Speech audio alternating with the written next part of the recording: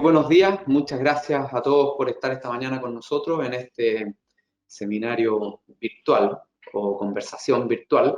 Yo soy Martín Mujica, soy gerente general de FP Cuprum y tengo el agrado de recibirlos hoy día y agradecerles de nuevo su presencia. Esta mañana tendremos a Valentín Carril. Valentín es economista jefe para Latinoamérica de Principal y además es director de Cuprum, así que muchas gracias, Valentín, por estar esta mañana con nosotros. Valentín tiene una vasta trayectoria, él es economista de la Universidad Católica, además tiene un doctorado en la Universidad de Minnesota y ha trabajado con Principal hace más de 16 años, tiene una trayectoria anterior a Principal en diversos bancos, en Chile, en Estados Unidos, ha sido asesor de algunos gobiernos, en Chile ha trabajado ahí en algunos organismos cercanos al gobierno y también en países como El Salvador, tiene una vasta experiencia y hoy día va a abordar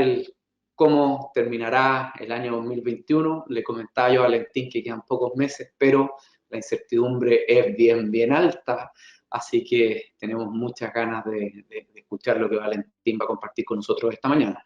Esta invitación es también para todos ustedes, para que puedan preguntarnos, háganos llegar sus preguntas. Tienen a la derecha de su pantalla, se ve un símbolo de una pregunta, ustedes pinchan ahí, nos mandan sus preguntas por escrito y Valentín y yo eventualmente vamos a intentar contestar de la mejor manera posible hacia el final de esta conversación.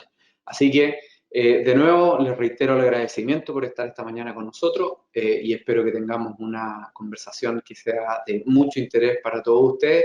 Muchas gracias, Valentín, por estar esta mañana y adelante, por favor. No, muchas gracias a ti, Martín. Para mí es un gusto estar aquí. Estaba pensando, recordando mientras hacías la introducción, que la verdad es que hay un montón de temas dando vueltas. El fin de año estaba bien con esta noticia potencial que se viene. No solo en Chile, estoy hablando también del extranjero. Sí, voy a tratar de ir bien rápido con la presentación, que espero que todo el mundo la esté viendo bien, para dejar harto tiempo para las preguntas, pero la verdad es que hay otro tema, así que va a ser difícil apurarla demasiado. Nosotros hacemos esta presentación siempre con el orden que ustedes ven aquí en la pantalla. Nosotros analizamos la economía con el equipo económico de Principal, con el objetivo principal de ayudar a los equipos de inversión a invertir de la mejor manera posible. Eso de posible es bien importante hoy en día.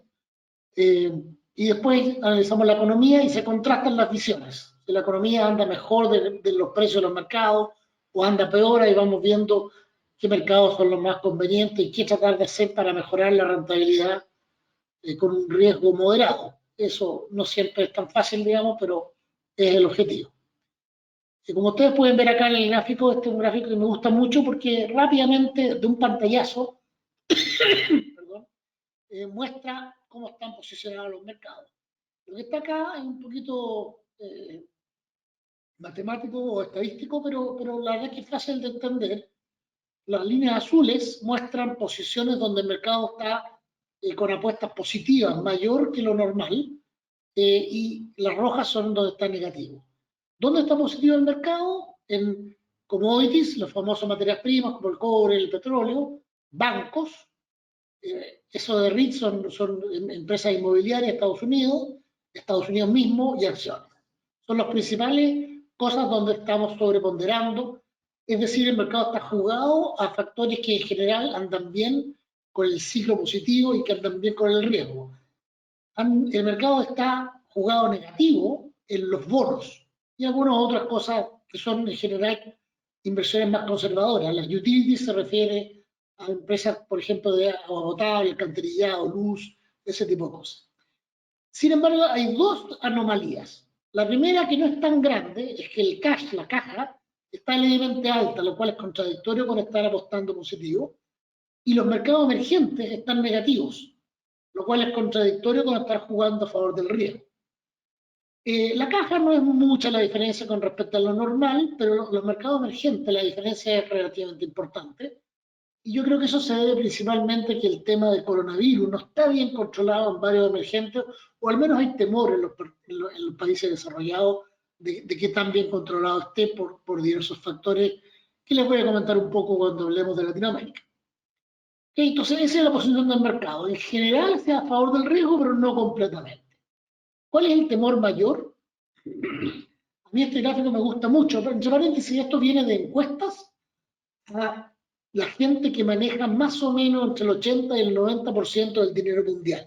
O sea, es bien relevante, es una encuesta hecha por el Bank of America. La inflación pasó a ser lejos la primera preocupación. La segunda preocupación, que era el COVID, bajó violentamente y China surgió como nueva preocupación. Esto es bien interesante y voy a comentarle un poquito cuando hablemos de China. Nosotros hemos pensado como Comité Económico de Principal desde el principio, de hace ya muchos meses, que la inflación iba a ser lo más preocupante de este año y probablemente el próximo. Por lo tanto, esto no nos ha sorprendido y bueno, voy a hablar de eso principalmente cuando hable de Estados Unidos y de Chile. Esto me lo voy a saltar, la inversión más popular está en largo en acciones tecnológicas de Estados Unidos y como probablemente muchos de ustedes ya saben, los resultados de las empresas americanas han estado muy buenos durante todo este periodo.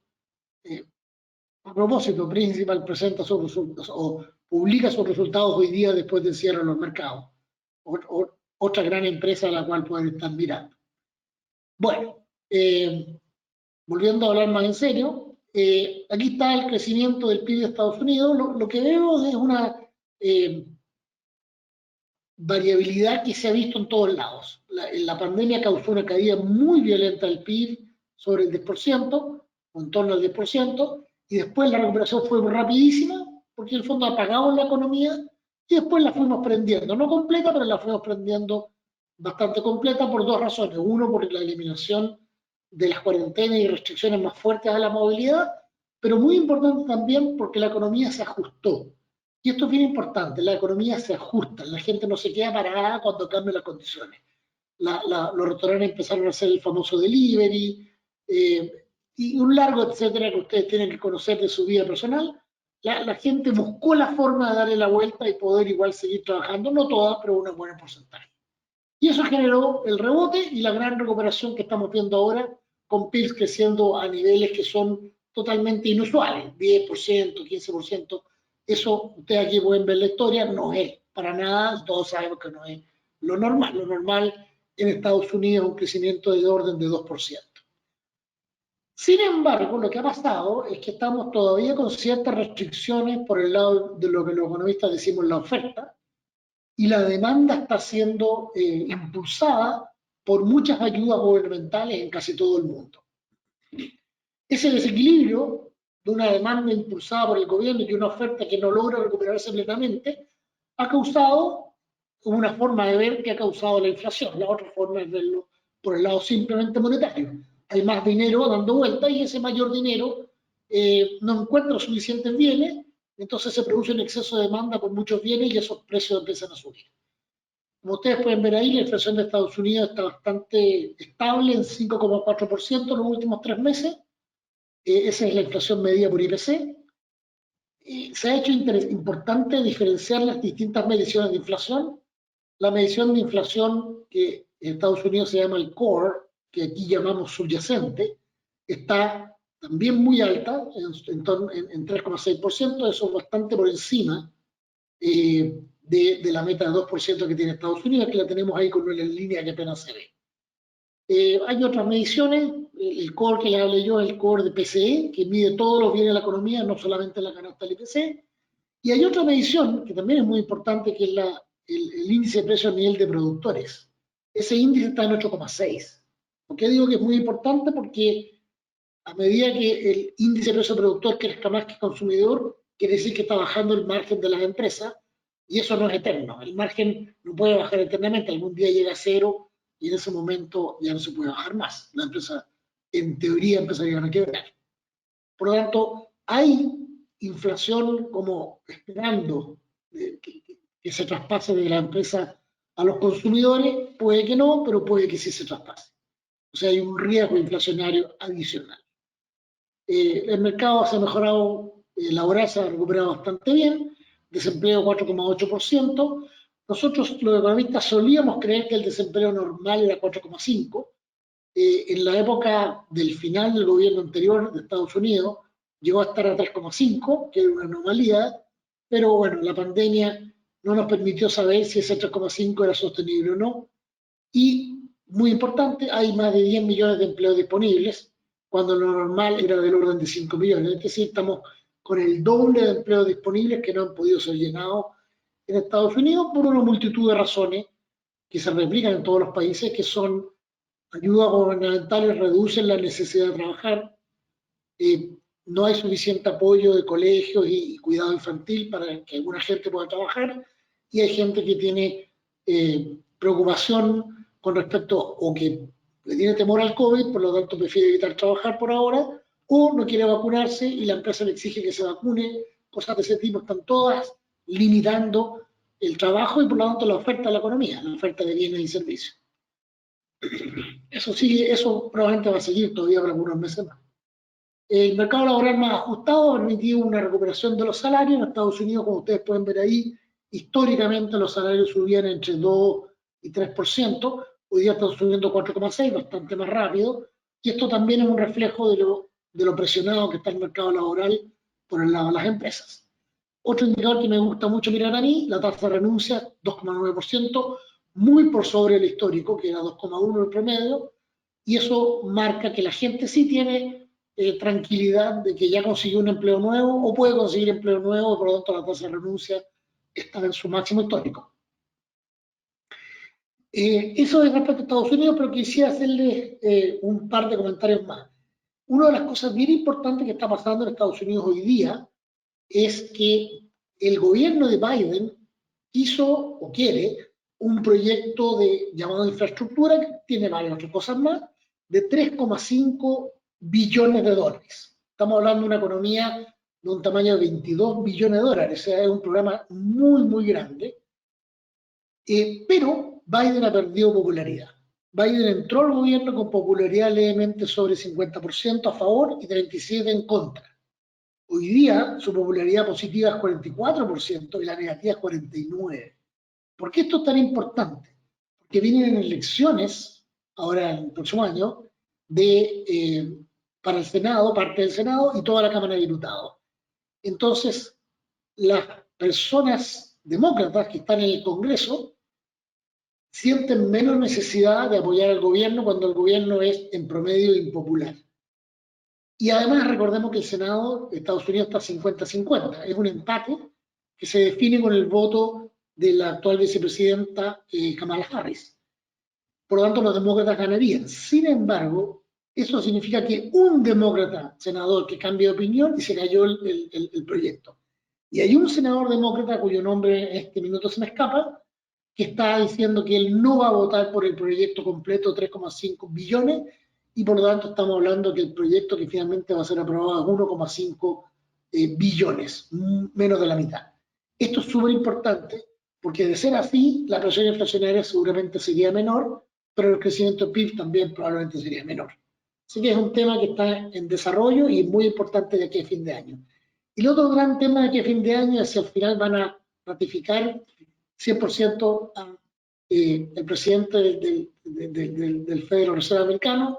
Se dice que sí. Nosotros no creemos que sea algo tan importante porque la persona que lo reemplazaría, la del Brainard, no es, digamos, probablemente actuaría bastante similar. Así que no creemos que sea algo tan importante, sin embargo, igual lo estamos monitoreando. Eso es un poco el resumen bien rápido de Estados Unidos. ¿Cómo estamos con Europa? Muy similar. Este es el gráfico de la variación en 12 meses por trimestre del PIB de Europa. La caída de la pandemia fue 15%, ustedes pueden ver ahí, y la recuperación de 14,2%. Básicamente estamos casi volviendo, no completamente al nivel previo de la pandemia. Dicho sea de paso, Estados Unidos sí ya volvió plenamente. Eso en niveles de PIB, aquí lo pueden ver, el nivel de PIB haya llegado a 27 billones de euros en su minuto y hoy día está en cerca de 26. O sea, falta un poco todavía para recuperar el nivel previo a la pandemia. ¿Por qué esto es importante? porque cuando se recupera el nivel previo a la pandemia, estamos estresando la oferta, la capacidad de oferta que viene de la economía, y eso impulsa la inflación un poquito más.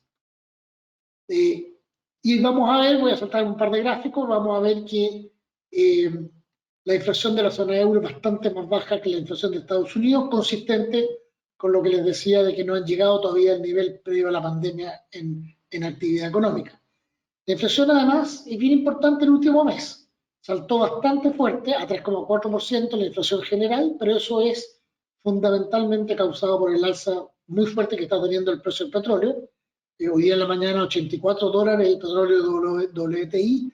En esta época del año pasado estaba en torno a 40 y poco, o sea, está más o menos el doble el petróleo mundial, y eso levanta los índices inflacionarios en muchos países del mundo. El índice que nosotros miramos más para ver para dónde va la política monetaria es la inflación subyacente, 1,9%, ya muy cerca del 2%, pero no olvidemos que Europa, igual que Estados Unidos, está siguiendo una idea de 2% promedio en el largo plazo y estuvo mucho tiempo en 1%, varios años.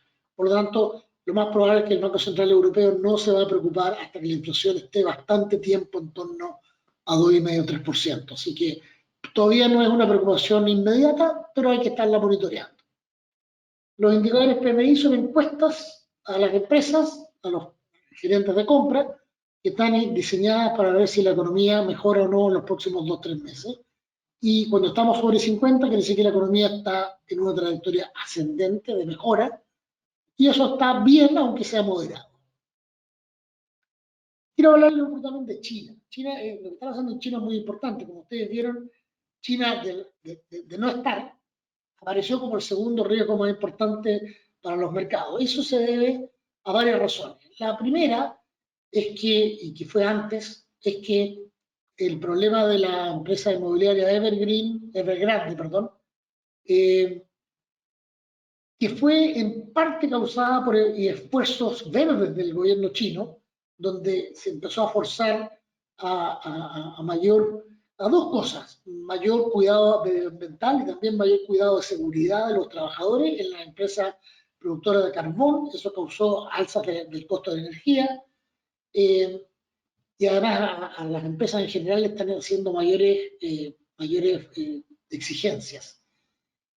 Eso se unió al hecho de que la meta de 6% de crecimiento está totalmente lograda. El mercado espera que China crezca 8% este año en promedio. Y todo eso llevó a que el tercer trimestre el crecimiento de China fuera 4,9% año contra año y prácticamente 0,2% trimestre segundo contra trimestre tercero. Ese relativo estancamiento es un puro trimestre, así que es temprano para decirlo, preocupó también a los mercados. Entonces hay dos preocupaciones: uno, el intervencionismo del gobierno chino, que castiga utilidades de empresas específicas, incluso puede frenar un poco la economía, la macroeconomía, en un ambiente donde el gobierno está contento con el crecimiento que ya tiene; y segundo, este estancamiento que también tuvo en parte relacionado a ciertas cuarentenas por el COVID. Entonces, hay todo un tema complejo, pero nosotros creemos que China, que ya recuperó su tendencia de crecimiento del orden de 5% anual y por lo demás lo mantuvo en el tercer trimestre en términos anuales, creemos que la economía no va a ser una gran preocupación. El gobierno ya está reduciendo un poco las presiones porque las empresas han mejorado sus procedimientos también, particularmente en el área del carbón. Y ustedes, si ustedes creen que todo esto que les digo, esto no lo dicen de China, el Comité Económico de Principal, tiene una persona en China que nos informa todas estas cosas. Por lo tanto, esos temas son los que están afectando estas tres zonas del mundo que representan más o menos la mitad del PIB mundial. Una cosa que suelo repetir es que si uno sabe estos tres, ya básicamente tiene la economía mundial, porque los demás 180 países más o menos, algunos suman, otros restan, pero rara vez cambian el impacto de estas tres zonas gigantescas. El caso de China, solo para terminar con China, es un caso bastante distinto al de los países occidentales grandes. China nunca tuvo una política monetaria tan expansiva y, consecuente con eso, ha mantenido una inflación muchísimo más controlada. Aquí lo que tenemos es un gráfico que refleja lo que les acabo de decir. Esta línea gris es la tasa de política monetaria, que en este periodo pandémico nunca bajó del 4%, o sea, bastante más alta que el cero de los países desarrollados, y consecuentemente la inflación subyacente, que es la que más importa para efectos nuestros, incluso llegó a estar en cero y ahora va en 1,2. La meta de China es 3%, así que no hay para nada un problema inflacionario en China. Los saltos en China no se deben al petróleo, se deben al precio del cerdo principalmente, y han causado una volatilidad bien grande en el IPC medido, pero eso yo diría no es tan relevante porque es muy volátil. Hay que mirar más que nada al subyacente y en ese aspecto estamos muy bien. El gobierno chino puede, si quiere, expandir la economía sin el temor que tenemos en el occidente. Las materias primas, esto es algo que ya todos sabemos. En Chile siempre estamos todos mirando el precio del cobre. Hoy día en la mañana estaba a $4,5 más o menos en la bolsa de Londres. Los vientos para Chile son positivos. El cobre es más o menos 5 veces más importante que el petróleo, por lo tanto, un escenario de alza de ambos es bueno para Chile. Así que los vientos de Chile son todavía positivos, con China creciendo 5%, el cobre alto, son signos positivos para Chile, y Estados Unidos también creciendo bien. Ok, pasemos un poquitito a Latinoamérica. ¿Qué pasó en Latinoamérica? Aquí está la actividad económica en niveles. Hemos cambiado un poco los gráficos porque el efecto violento de la pandemia distorsiona un poco los tradicionales gráficos económicos que tienen la variación en el lado izquierdo. Ahora tenemos el nivel de IMASEC. Estos son los IMASECs de los 5 principales países latinoamericanos desde el punto de vista de inversiones. Son los únicos países que están en el índice de inversión, en el IPSA, por decirlo así, de Latinoamérica. Ustedes pueden ver, pusimos todos partiendo en 100, venían creciendo, algunos más lentos que otros, México cayendo un poquito, pero en general todos con un crecimiento lento. Vino la baja violenta de la pandemia, donde Perú se destaca, y después vino la recuperación, donde ya nadie se destaca demasiado. Y ahora lo que pasó es más o menos lo que venía pasando antes. México con un crecimiento bajo y todavía lo recupera, y los otros 4 recuperaron ya el nivel de la pandemia, con un pequeño destaque positivo en los casos de Chile y Colombia, que se han recuperado un poquito más que el resto. Pero la verdad es que es bastante similar la trayectoria. La inflación también tiene aspectos muy similares, con diferencias, por supuesto, pero la inflación ha subido en los 5 países, especialmente fuerte en el caso de Brasil. Aquí hay un efecto generalizado de inflación internacional y de inflación doméstica. El caso de Brasil se destaca fuertemente por una razón bien directa. En Brasil hubo una sequía muy fuerte que por suerte ya se está moderando, pero eso levantó los precios agrícolas y también el costo de la electricidad. Por lo tanto, hubo una alza adicional a la tradicional del mundo por ese factor principalmente. No voy a hablar demasiado de Chile todavía porque voy a hablar más adelante, pero ese es el escenario latinoamericano. Inflación bastante fuerte, bancos centrales todos, los 5 han subido la tasa de interés y especialmente preocupante, como digo, en el caso de Brasil. Eso, casi se me olvida. Antes de terminar con Latinoamérica, les quería hacer el comentario, ¿qué es lo que pasa con los inversionistas, que son el dinero, 80-90% lo manejan los países desarrollados? Ellos no confían demasiado en números de coronavirus, particularmente en países como México, Indonesia y algunos otros emergentes y eso causa este temor y estar subponderado en los mercados emergentes que les mostré en el primer gráfico. No hay plena confianza, ha habido correcciones bien violentas. En Perú, por ejemplo, en un momento subieron los casos calculados 3 veces. O sea, se calculaba a 100 y pasaron a 300. Y así ha sido en varios países. Entonces no hay plena confianza en los datos de contagio de muchos países emergentes. Debo decir que Chile es una excepción, ahí sí hay más confianza, pero muchos emergentes más grandes que nosotros, por lejos, como Indonesia, no hay mucha confianza. Ok, voy a tratar de apurar un poco. Está hablando de Chile, se ha mantenido una discrepancia bien grande, pero en mejora de las perspectivas económicas de los empresarios y de los consumidores. Esto en términos de economía no es malo porque los empresarios, su confianza afecta bastante la inversión. En cambio, los consumidores, el efecto de la confianza sobre el consumo es más bien moderado. El efecto mayor es el ingreso y el ingreso está muy alto. Y además, los consumidores ya están acercándose a su nivel medio de confianza, que es esta línea gris que no sé si se alcanza a ver bien.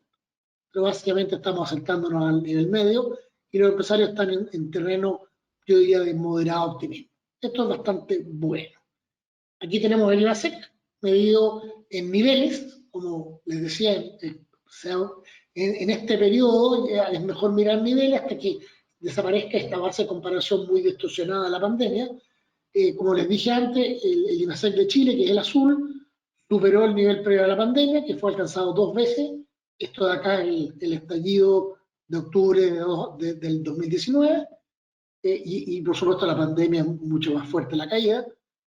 Y el IMASEC sin minería está incluso más alto, porque el IMASEC minero es un IMASEC que básicamente no ha crecido nada en los últimos 10, 15 años. Eso ha sido así. La minería es muy importante en Chile, pero no tiene crecimiento en los últimos tiempos. Estas son las variaciones.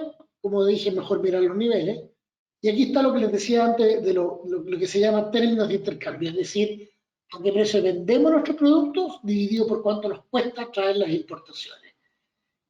Ahí está el promedio histórico en amarillo, el promedio de 10 años en gris, el promedio de 5 años en este color medio terracota. Como ustedes pueden ver, estamos por arriba de los promedios históricos, aunque hemos bajado últimamente por la subida de precio del petróleo, pero de todas maneras seguimos en un periodo, yo diría, de vientos favorables. Estos son los periodos de vientos desfavorables y bueno, por suerte esos se acabaron.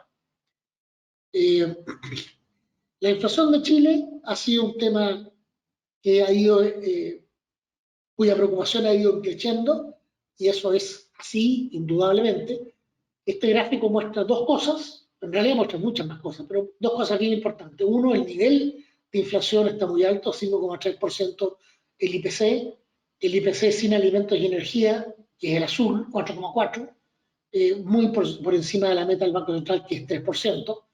Y ustedes pueden ver ahí que el IPC de transables está en C4 y el de no transables en 4,1.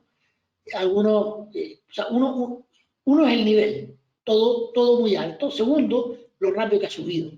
Eso es algo también bien preocupante y explica la reacción del Banco Central de la fuerte alza de tasa que ha hecho. Además, déjenme hacer un comentario bien rápido aquí. Se habla de que la inflación viene de afuera, por el 6,4 de los transables. Los transables son los bienes que se comercian internacionalmente, y eso tiene bastante de verdad, pero también tiene un elemento que no es así, porque la medición de los precios en peso se usa con tipo cambio, obviamente. Y el tipo cambio ha subido también por motivos internos. La incertidumbre política que tenemos, que es gigante, se calcula que probablemente ha subido el tipo cambio más o menos 100 a 150 pesos.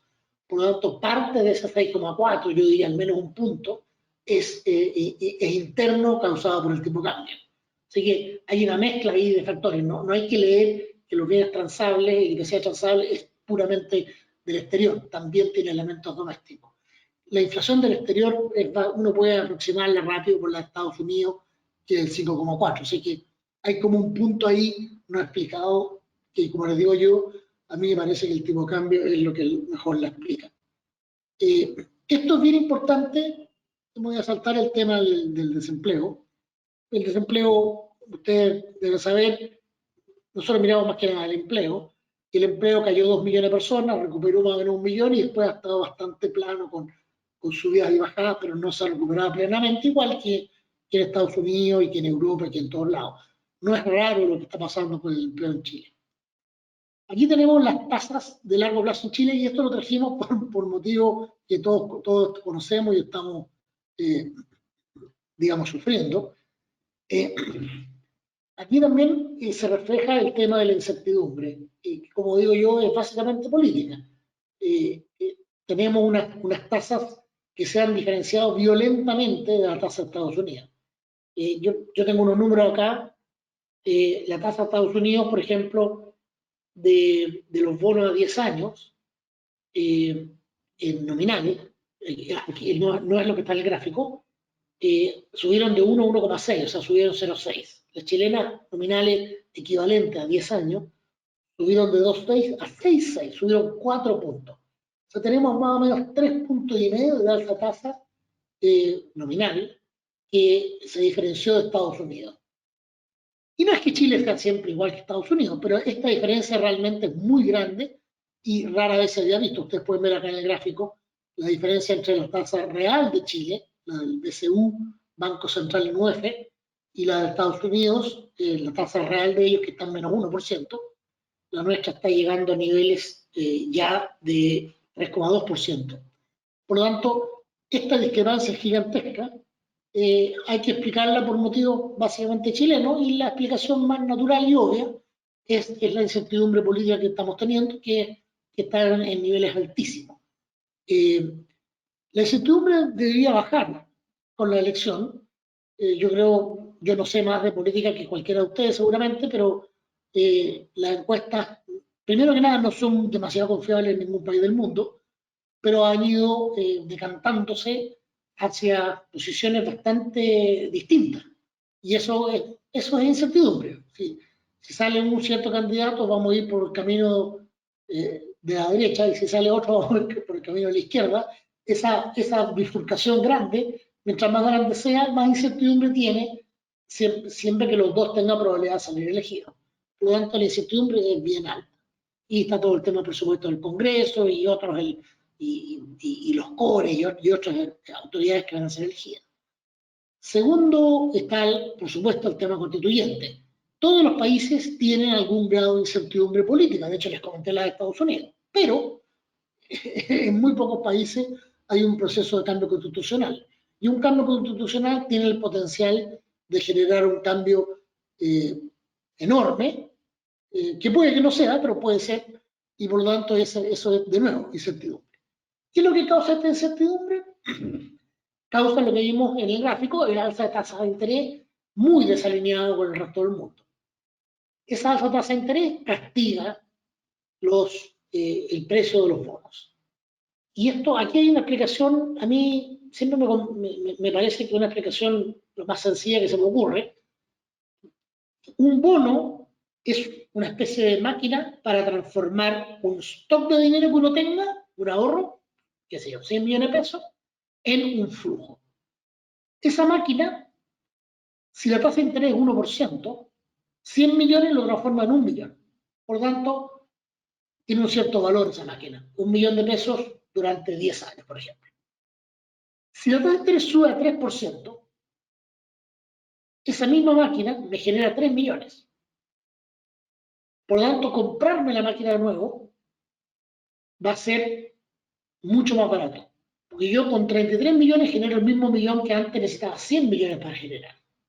Eso es lo que está pasando, y perdón si no fue completamente entendido. Pero lo que está pasando con los bonos es que lo que yo necesito para generar 1 millón de pesos es mucho menos dinero, por lo tanto pago menos por los bonos. Y los bonos han caído de precio de manera muy fuerte. Esto es una fórmula de finanzas bien conocida. Entonces lo que pasó en Chile es que primero, y lo vemos aquí en el gráfico, la tasa de interés bajó, y se acuerdan que el BCU del Banco Central llegó a estar incluso levemente negativo a principios de año o a fines del año pasado. Eso valorizó mucho los bonos, y el fondo E subió 16%. Llegamos a este nivel y ahora con el alza de tasas, el fondo E se fue para abajo y está en 19% caída, lo cual es una barbaridad no observada nunca. La volatilidad que estamos viendo en tasa de interés y por ende rentabilidad del fondo E en Chile es una cosa que yo no recuerdo haber visto nunca antes, y por lo tanto estamos sufriendo algo totalmente excepcional que viene motivado fundamentalmente por esta alza de tasa de interés que les comentaba antes, y que la verdad es que no tiene otra explicación que la incertidumbre política que estamos viviendo por un minuto, y eso incluye los retiros de FPs y es cierto que yo soy parte de la AFP, pero la verdad que los retiros obligan a la AFP a venta de todo tipo de activos, incluyendo bonos, y cuando la venta de algo es muy grande, su precio baja. Si la oferta, ¿no es cierto?, de cualquier cosa sube de manera estrepitosa, eso genera caída de precio, eso es la ley económica más normal. Por lo tanto, hay un problema ahí. La otra cosa, yo creo para recordar que es bien importante, el fondo E está mucho más invertido en Chile que en el resto del mundo. Y lo que ha pasado con el alza del tipo de cambio es que tener inversiones en el resto del mundo ha sido conveniente durante este año. Bueno, con eso cierro. El señor gerente Martín Mojica puede también tener opiniones al respecto, así que lo dejo abierto para preguntas, por favor. Bueno, ojalá que haya hartas preguntas en el chat y voy a dejar de compartir pantalla para poder conversar con tranquilidad. Bueno, muy bien, Valentín. Muchas gracias por este recorrido por el mundo, tratando de aplacar un poco las dudas y la incertidumbre que tenemos. Así que muchas gracias, súper interesante. Vemos harto interés en todos los asistentes y nos han mandado un montón de preguntas, así que muchas gracias por eso. Yo te las voy a ir haciendo, Valentín, y en algunas también voy aportando si es que se da la ocasión. Pero vamos a partir con algunas súper enfocadas en justamente lo mismo que estuviste mostrando. Una pregunta que dice, aislando la variable de incertidumbre política en Chile y de acuerdo a fundamentales, ¿cuál debería ser el valor del dólar hoy día en Chile? Bueno, esa es una gran pregunta. No es nada fácil desarmar qué parte afecta qué cosa, porque el fondo, y esta es la complicación de la economía, hay que tener un escenario, ¿no es cierto?, contrafactual, algo distinto a lo que ocurrió en realidad. Los cálculos que yo he visto, que son de otros economistas chilenos locales conocidos, que incluso tenemos un asesor económico que nos viene a dar sus opiniones cada 2 semanas, es que está entre 100 y 150 pesos. Por lo tanto, el tipo de cambio, yo creo, la última vez que lo vi estaba a 820, creo, Martín. Entonces, hacemos 800 para que sea fácil. El tipo de cambio debiera estar entre 650 y 700 si fuera por puro fundamento económico. Esa es la conclusión que yo he visto. Sí, el tipo de cambio ayer estuvo bajando un poquito porque la probabilidad del cuarto retiro bajó un poco y eso le quita algo de presión al valor del tipo de cambio. Así que, sí, déjeme hacer un comentario. Yo estuve ayer en un evento de ayuda a la Fundación GANS, así que por eso que estoy un poquito perdido con ayer. No, está perfecto. Pero estuve contribuyendo al labio leporino. Muy bien. Otra pregunta. ¿Qué medidas económicas debería tomar el Estado ante la fragilidad y qué medidas debieran tomar los ciudadanos? Wow. Bueno. Sí, no, mira, las preguntas fáciles parece que se quedaron en el tintero, pero a ver, déjeme partir por los ciudadanos. ¿Qué es lo que nosotros nos dedicamos? Nosotros tratamos de ayudar a las personas a tomar las mejores decisiones posibles de inversión en un mundo que es complejo y donde obviamente que nos cuesta, no es fácil, digamos. Yo diría lo que dije al final es bien importante. Los fondos que se consideraban conservadores y que habían sido conservadores por décadas, como el fondo E, son fondos que tienen más activos chilenos y menos activos internacionales que los otros fondos. Entonces, si uno tiene confianza que Chile va a andar bien, la Constitución va a permitir un Chile mejor y Chile va a recuperar su estatus de economía que andaba muy bien, entonces esos fondos deberían recuperar muchísimo y deberían andar bien. Pero eso es una opinión bien personal. Si ustedes creen que no, que Chile va a seguir con esta incertidumbre alta y con tasas de interés mucho mayores que las de Estados Unidos, el otro día fue gran noticia que el indicador de riesgo país de Chile superó el de Perú, por ejemplo, cosa que yo creo que no ocurría en muchísimo tiempo.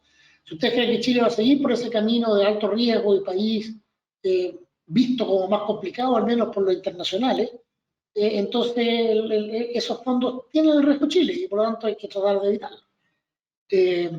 Yo siempre he creído además que es bueno tener un porcentaje no menor de inversión internacional en las carteras de inversión de cada uno, porque lo que está pasando hoy día es algo bastante repetitivo. Cuando Chile anda mal, el tipo de cambio sube y eso ayuda a que la cartera no caiga tanto. Eso ha ayudado a los fondos considerados más riesgosos en general, como el C o el A. Cuando Chile anda bien, efectivamente el tipo de cambio debiera bajar al fundamento que hablábamos recién, pero el resto de la cartera va a andar bien, los bonos van a andar bien, las propiedades inmobiliarias van a estar bien, por lo tanto, yo creo que es bueno mantener siempre una diversificación amplia y eso incluye bastante internacional, depende de la persona, pero 20% de la cartera o algo así. ¿Qué debería hacer el gobierno? La verdad es que nosotros no nos dedicamos a eso, en general. Nosotros en general opinamos de las cosas que nos afectan directamente, y esto tiene que ver con Cuprum mismo, que Martín yo creo que está más calificado que yo para responderlo, pero como política económica, si bien general, yo diría que hay bastante consenso que Chile tiene que caminar a ordenar las cuentas fiscales, el déficit fiscal que estamos teniendo del orden de 7-8% del PIB es a todas luces insostenible. Chile, por suerte, tenía muchísimos ahorros y baja deuda, pero ambas de esas dos cosas están ya perdiéndose y por lo tanto tenemos que volver a ordenarnos macroeconómicamente, yo diría, ojalá en 12, 18 meses más y no mucho más, porque si no vamos a empezar a perder nuestro muy buen rating de riesgo que tenemos, nuestro investment grade, y eso puede llevarnos a problemas mucho mayores. Pero más allá de eso, la verdad que a nosotros no nos gusta mucho dar consejos en las cosas que no nos competen directamente, ¿no es cierto, Martín? Muy bien, y así como conceptualmente preguntaban qué deberían hacer los ciudadanos. Nosotros, ¿qué tenemos que hacer? ¿Tenemos que gastar más, gastar menos, ahorrar más, ahorrar menos? ¿Por dónde te la jugaría? Bueno, es que yo hablé de cómo invertir lo ahorrado. Eh, yo creo que una de las cosas importantes, yo no creo que lo que tenemos que hacer ahora cambie demasiado por la situación. Y esto quizá yo soy medio anticuado, pero yo creo que uno siempre tiene que ahorrar un porcentaje importante del ingreso. Me río un poco solo porque mi madre, que en paz descanse, ella era contadora. Era bastante inusual en esa época, hace 60 años. Y me dijo, cuando yo empecé a trabajar, me dijo que ahorrara 20% de mi ingreso. Mi ingreso era bien escuálido al principio, por lo tanto era bien difícil, porque además me casé joven. Pero la verdad es que hoy día eso es lo que ahorra la OECD. La OECD tiene ahorro obligatorio de 20%.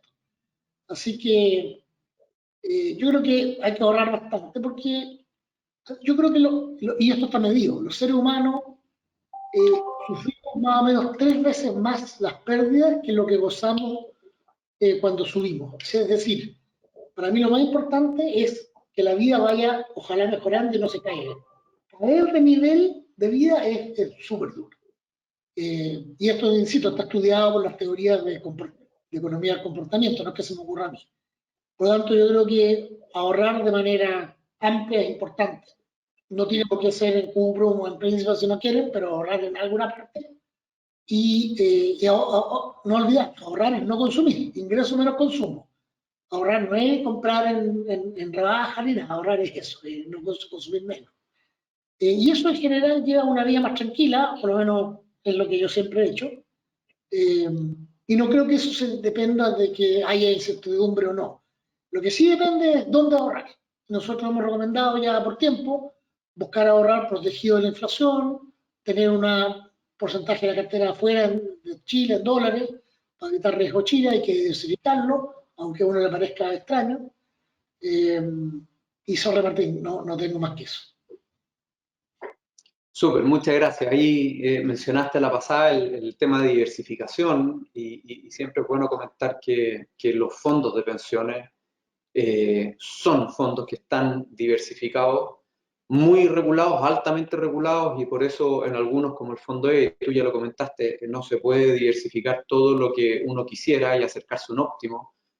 justamente por la regulación. Ya vamos a comentar un poquito más, hay varias preguntas sobre el fondo E, pero antes de eso, y hablando y volviendo al tema de diversificación, dado el contexto de alza de tasa y de incertidumbre, ¿qué fondo recomendarías tú?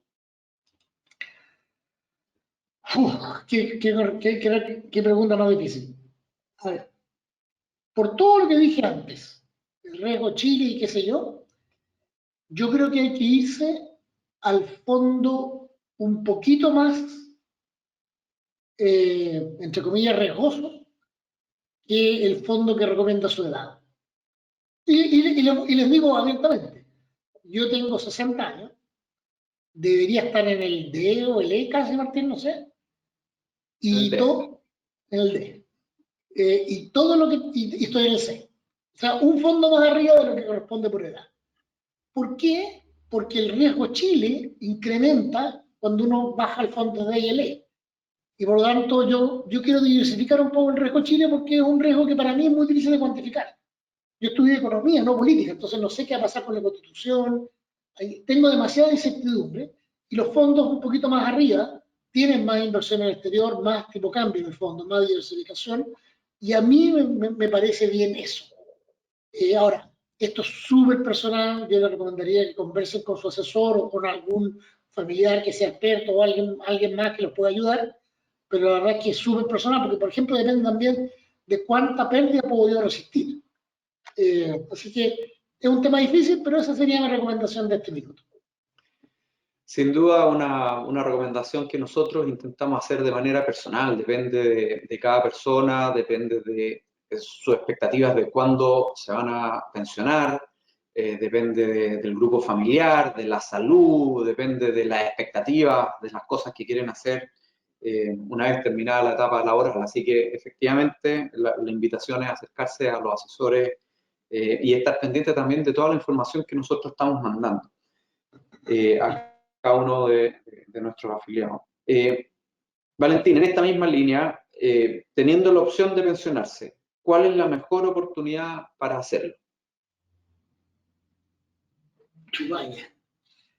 A ver, una de las cosas que nosotros hemos comentado ahora varias veces con Martín acá es el tema de que las pérdidas en el fondo E debieran, al menos en cierto porcentaje, compensarse por mejoras en la tasa de las rentas vitalicias. Yo no he visto recientemente la tasa de la renta vitalicia, Martín, no sé si tú lo has visto, pero Sí, sí, efectivamente se acaba de fijar la nueva tasa de retiro programado, que esa es una tasa que se fija, la fija el regulador. Y la subió muchísimo. Así que sí se está produciendo, Valentín, esa compensación. Ha bajado el fondo E, el saldo, pero ha subido la tasa de retiro programado en este caso, y la tasa de renta vitalicia también deberá estar subiendo de acuerdo a eso. claro, Lo que compensa y de alguna manera disminuye el impacto negativo que ha tenido la caída de los fondos en los niveles de pensión. Eso es así. sí, En yo todo creo que eso caso, yo fue ahí una siempre tasa de renta comento, vitalicia. Valentín, Perdón, que el mejor momento para pensionarse siempre es el momento más lejos que uno puede hacer. Recordando que cada año que uno posterga la edad de pensión o de jubilación, impacta aproximadamente entre un 7 y un 8% en mayor pensión. Así que eso, tenerlo, si es que uno puede hacerlo, tratar de postergar la edad de pensión es siempre una muy buena medida, más que intentar achuntarla al momento mismo, porque, bueno, está todo muy volátil. Así que eso siempre suele ser una buena recomendación también. sí, apuntarle al momento es difícil, pero fíjense, aquí tengo las tasas de renta vitalicia. No me gusta mucho el nombre, ¿eh? Pero dice tasa por vejez. ¿Ah? Entonces, la tasa para la gente que se jubila cuando le corresponde por edad, 65 los hombres, 60 las mujeres, ha subido, pero no tanto, ha subido de 2,55 a 3,07. Es decir, ha compensado, pero no completamente, la caída de los fondos B. Yo diría que por ese lado, efectivamente, yo creo que es más, bueno, aparte de lo que decía Martín, que es cierto en general, en situación promedio de la economía, en general esperar un poco es súper conveniente, porque uno aumenta un año de ahorro y reduce un año en el cual va a gastar esos ahorros. Por lo tanto, desde el punto de vista de financiero, por decirlo así, siempre es conveniente alargar en la medida de lo que se pueda el momento de jubilación. No sé, y de hecho, entre paréntesis, la gran mayoría de los países del mundo que tienen sistema de pensiones razonable ha subido la edad de jubilación legal, muchos países tienen 67 años, y etcétera. Eso sale en un reporte que hace todos los años el grupo Citi. Así que no es algo nuestro, digamos. Eso es algo que ha pasado en varios países. Pero aparte de eso, yo creo que el alza de tasas y el alza del retiro programado puede continuar y por lo tanto probablemente si uno espera puede que lo ayude. No estoy prometiendo nada porque no puedo, pero sí, yo creo que es probable que esperando un par de meses algo mejore la cosa.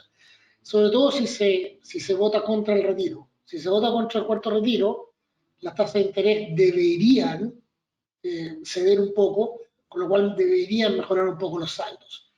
Pero yo no lo sé, hay que preguntarle a los senadores. Vamos a estar atentos a eso sin duda. Hay varias preguntas sobre el retiro, pero antes de esa, Valentín, si quieres tomamos muchas preguntas sobre el fondo E, y en particular preguntas de qué se podría hacer para evitar estas caídas del fondo DIE y que vuelvan a ser fondos menos volátiles, menos riesgosos. Otras preguntas como por qué las AFP han permitido estas caídas. Así que comentemos un poquito sobre eso, cuál es tu opinión, y ahí puedo yo también complementar. Sí, claro. Bueno, fíjate que yo creo que el otro día conversando con un estudiante de periodismo que me hizo una entrevista, le dije, me habló de ciertas cifras, y le dije, mira, hay un número que tiene que tener en la cabeza siempre, 20 millones. En Chile somos más o menos 20 millones. Y hay una cosa muy importante, cosas que se pueden hacer a nivel individual, pero no a nivel grupal. Esto se conoce como la falacia de la composición, y perdón que me ponga mi gorrito de profesor universitario. Pero una persona puede tomar dinero, hacer un depósito en el banco y asegurarse de no perder en términos nominales. Es decir, hoy día en el banco no sé cuánto estarán las tasas, yo sé que son bajas, pero yo puedo poner 1.000.000 de pesos y ese 1.000.000 de pesos va a quedar ahí por 30 días o lo que sea. Sin embargo, eso mismo no lo podemos hacer todos los 20 millones, o 10 millones, 11 millones de afiliados. ¿Por qué? Porque es demasiada cantidad de plata. El banco me va a decir, no puedo tomar tantos depósitos. Lo mismo está pasando con los bonos. No es que las AFP hayan permitido las pérdidas. De hecho, las AFP han tratado de evitarlas a través de pagar los retiros. Pero cuando hay un montón de retiros y la AFP tiene que pagarle a la gente, la AFP tiene que vender algo. Y cuando todas las 7 AFPs están todas vendiendo los mismos bonos, ¿quién los va a comprar? No hay suficiente poder de compra. Por lo tanto, los precios bajan y el fondo es un castigo. Esto es lo mismo que si ustedes fueran, piensen ustedes en una AFP, yo siempre lo digo así, una AFP administradora de fondos de pensiones. Los fondos son de los clientes, están en contabilidad separada y la AFP es un simple administrador. Es como que yo estuviera administrando un edificio del cual todos ustedes que están aquí son los dueños. Y me dicen, Valentín, tienes que venderlo en 15 días. Yo voy a salir a venderlo al precio que pueda, y si más encima mucha otra gente está vendiendo edificios, lo voy a vender a un precio bajo, que es imposible no hacerlo así. Es decir, aquí hay una presión de venta de todos los grandes del mercado que el mercado no tiene cómo absorber y por lo tanto hay una baja en los precios de los bonos. Eso ocurriría con cualquier otro activo que estuviéramos administrando. ¿No? Nosotros no podemos evitarlo, hemos hecho todo lo posible por evitarlo, pero no podemos. Es una fuerza incontenible. Esa sería mi primera reacción. Y como les digo, la AFP tenemos, pero no, yo creo que en general no, o sea, no es una inversión preferida estar en un depósito en un banco, porque paga una tasa de interés muy baja. Y en el histórico no es conveniente. Efectivamente puede ser conveniente en ciertos periodos cortos, pero como digo, no lo pueden hacer todas las AFP juntas, ni siquiera una AFP grande como Cuprum, porque es demasiado dinero. Invertir 1.000.000 de pesos se puede, invertir 100.000 millones de pesos no se puede, el banco no te puede recibir tanto depósito. No sé, Martín, si lo dije bien o mal. Sí, no, mira, la verdad, Valentín, al final, un poco la pregunta es, la AFP, no podemos nosotros controlar la rentabilidad de los fondos. Lo que hacemos es administrar de la mejor manera posible, pero depende la rentabilidad de los fondos al final de lo que esté pasando con el valor de los activos en los que esos fondos están invertidos. Y lo que nos ha pasado en Chile este último tiempo es que, y tú ya lo mostraste en los gráficos, las tasas se fueron para arriba muchísimo, venían de un nivel muy bajo. Y yo diría que ahí hay dos cosas que tener en cuenta. La primera es mirar un poquito el largo plazo. Si uno mira los últimos 12 meses, el retorno del fondo es malísimo, es muy bajo. Hemos tenido, afortunadamente, en Cuprum la mejor rentabilidad en el fondo E, pero de todas maneras es un premio, es una sensación de media ingrata, porque a pesar de haber tenido el mejor retorno del ranking entre todas las FP, sigue siendo un retorno muy negativo del fondo. Pero si uno se extiende a 24 meses, la verdad es que el retorno del fondo E está en un nivel razonable.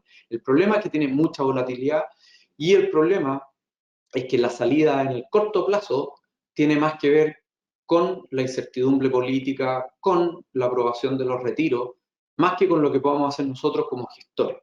Eh, y de hecho, tú comentabas ayer que solo el que una senadora diga que no va a apoyar el cuarto retiro hace que al tiro las variables se ajusten un poco y eso pega en la valorización del fondo E de manera positiva.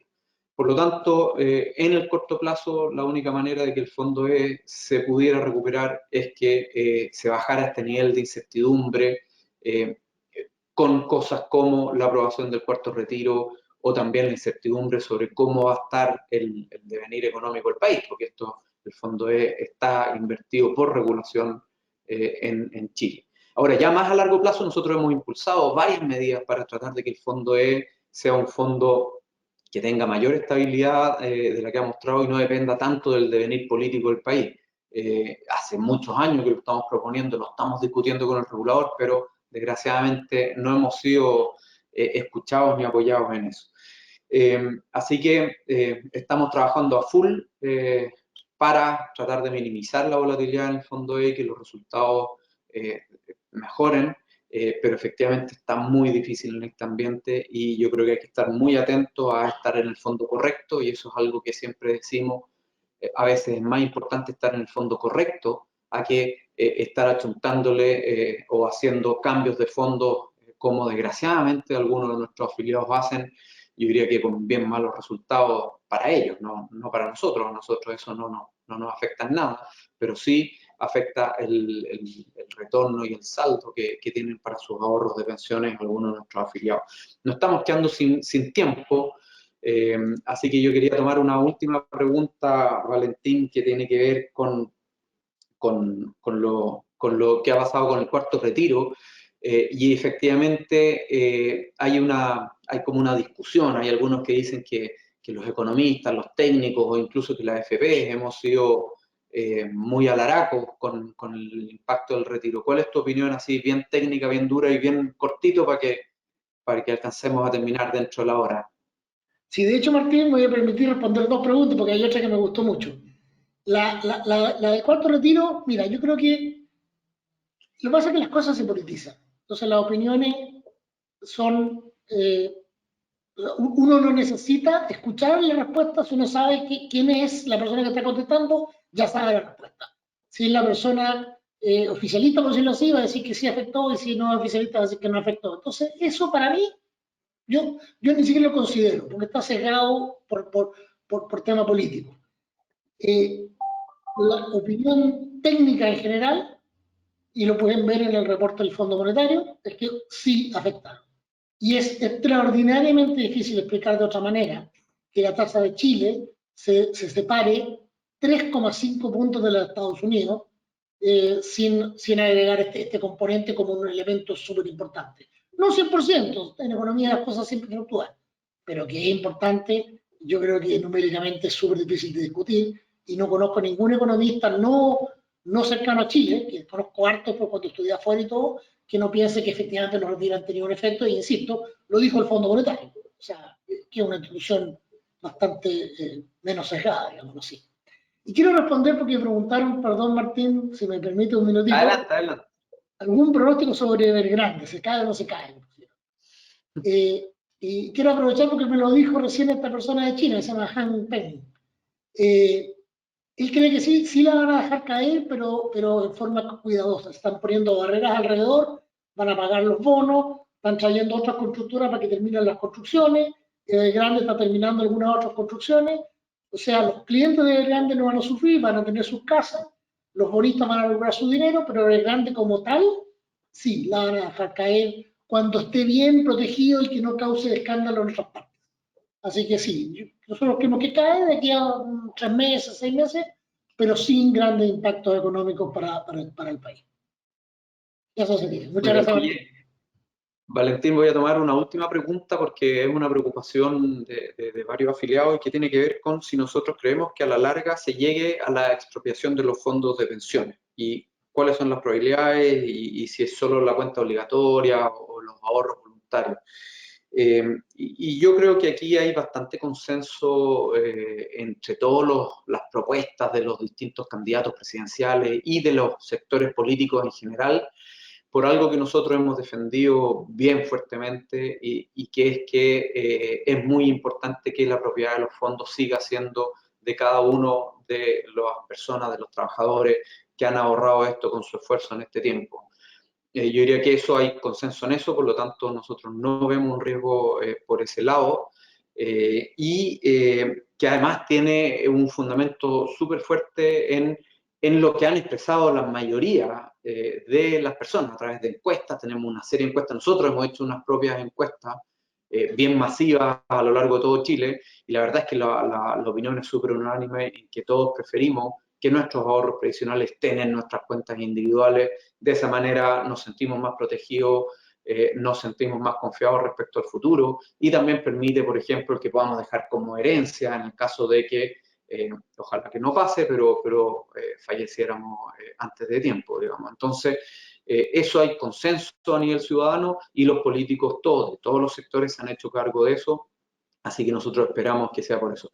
Y además está decir que toda esa eventual discusión en algún momento se daba más bien en el ámbito del ahorro obligatorio, pero no en el ámbito del ahorro voluntario, en el que el ahorro voluntario que está en la AFP está regido por las mismas normas y la misma regulación que los ahorros voluntarios que están en los fondos mutuos, en los bancos, en las compañías de seguro, y que por lo tanto no sería imaginable que tuvieran un tratamiento distinto en el futuro respecto de un ahorro voluntario por el hecho de estar en un FP, tuviera un tratamiento distinto que estar en otros lados. Así que nosotros tampoco vemos ningún riesgo por ese lado.